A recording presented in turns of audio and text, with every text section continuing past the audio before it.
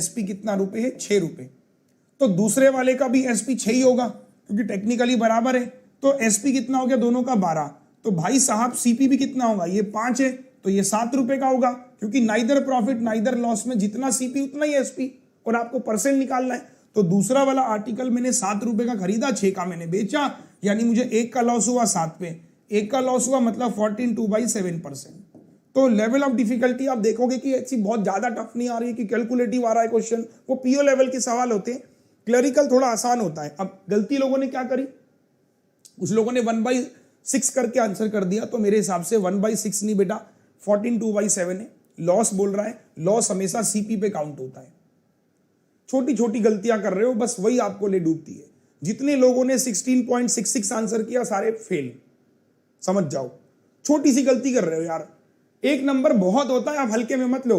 चलिए, boat stream down stream, level of difficulty कुछ सवाल ऐसे ही आएंगे। आज आप मेरा ये सेशन देख लेना और 10 दिन बाद तो एग्जाम है, वो भी देख लेना, ठीक। चलो,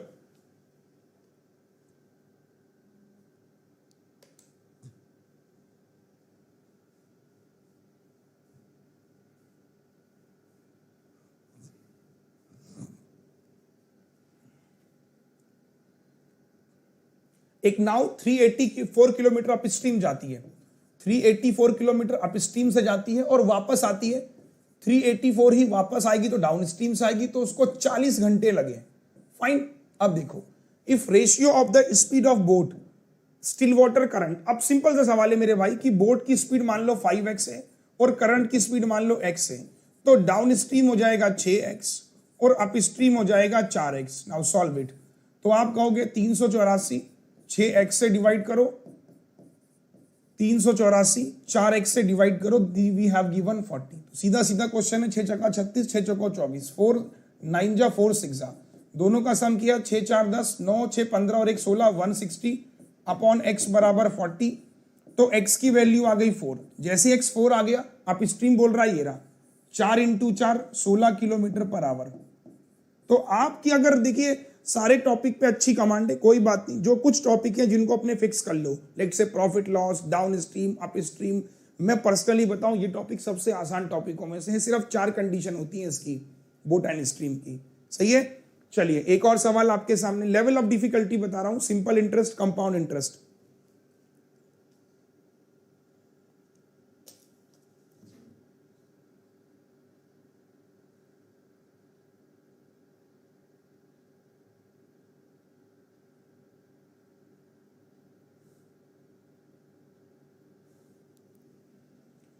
शिक्षा ने इन्वेस्ट किया half of his money on 10% SI for 3 साल, दूसरा हाफ 15% 3 साल। शिक्षा को इतना रुपए ज्यादा मिलता है CI में SI से इन्वेस्टेड हर।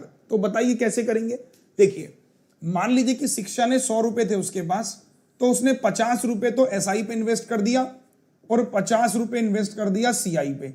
अब यहां पे इन्वेस्ट कर रहा हूं 10% 3 साल के लिए, तो 10% 3 साल 30% होता है ना, तो 30% इसका कितना हो गया, 5 दिया 15x। ठीक है, यहां पर इन्वेस्ट कर रहा है वो 15% 3 सालों के लिए। अब यहां गेम फंसेगा, 15% 3 सालों के लिए, तो कैसे करेंगे, 15 × 5, भाई 50 का 15%, फंस गया।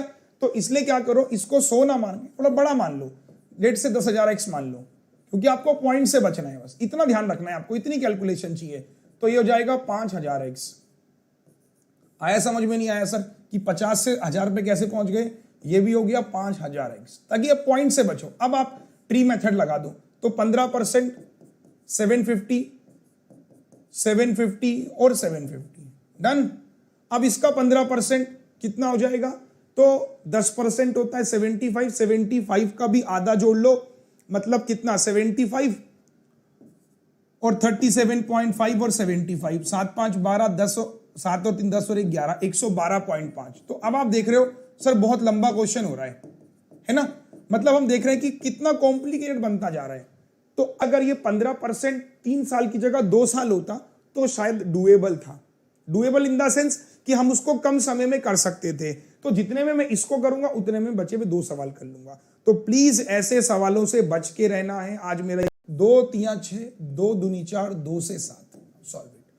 14 6 84, 7 तियां 21, तियां 63, तो 7 और 4 और 3 7, 8 और 6 14, 12 12 144। सॉल्व कर लेंगे एक बार, हाँ या ना बोलो।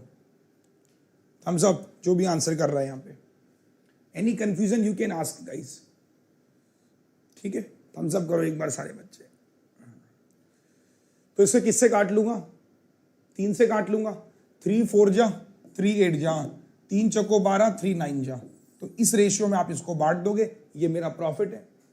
फाइन, ठीक है, पार्टनरशिप हो जाएगा। ये सवाल परसेंटेज का है। भाव्य की इनकम 20,000 है और वो x रुपए बचाती है। सैलरी है उसकी अब 35,000 हो गई, तो what percent his saving increase such that saving percent neither increase और डिक्रीज।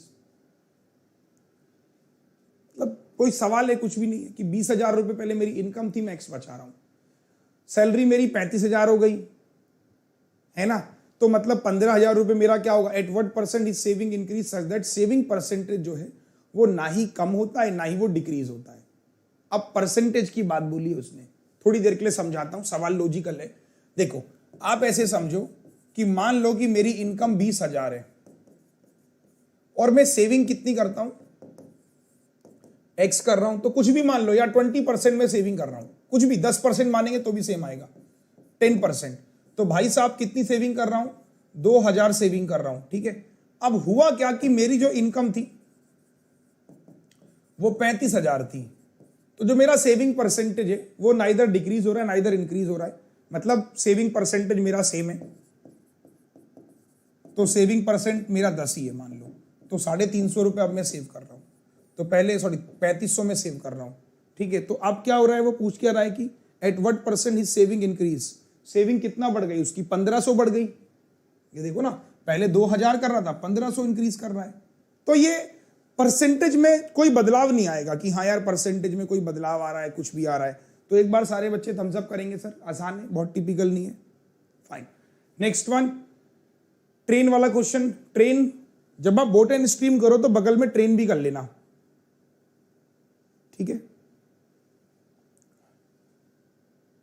ना। ये तो कर लोगे ना कि 15 बढ़ रही है 20 पे, मतलब 3/4 75। नेक्स्ट, ट्रेन 180 मीटर प्लेटफॉर्म को पार करती है, इतनी स्पीड है। ट्रेन ने प्लेटफॉर्म को पार किया, तो ट्रेन की लंबाई प्लेटफॉर्म की डिवाइड बाई टी। ट्रेन की स्पीड है 60, 5/18। ट्रेन की लंबाई 180, प्लेटफॉर्म की लंबाई पी, समय लिया 15 सेकेंड। हो गया सॉल्व। अब देखो 3 6 3 5 6 से 10 बार, तो फिर 5 5 25, 250। 250 माइनस 180, तो प्लेटफॉर्म की लंबाई आ गई 130। हाँ या ना बोलो। अब कह रहा है कि इसी 130 प्लेटफॉर्म को ये 4 मिनट में पार करता है। कौन? आदमी। तो आदमी की स्पीड निकाल लोगे। तो एक बार थम्स अप करो जितने भी लोग यहाँ पर जुड़े हुए हैं कि अर्थमेटिक क्या करना है। देखिए 10 दिन में मैं आपसे कहूंगा 10 टॉपिक हैं। प्रोबेबिलिटी मैंने कल पढ़ाई थी। देखिए आपके पास अर्थमेटिक करने के लिए क्या होना चाहिए, अपने आप अर्थमेटिक के लिए 2 घंटे निकाल लो दिन भर के।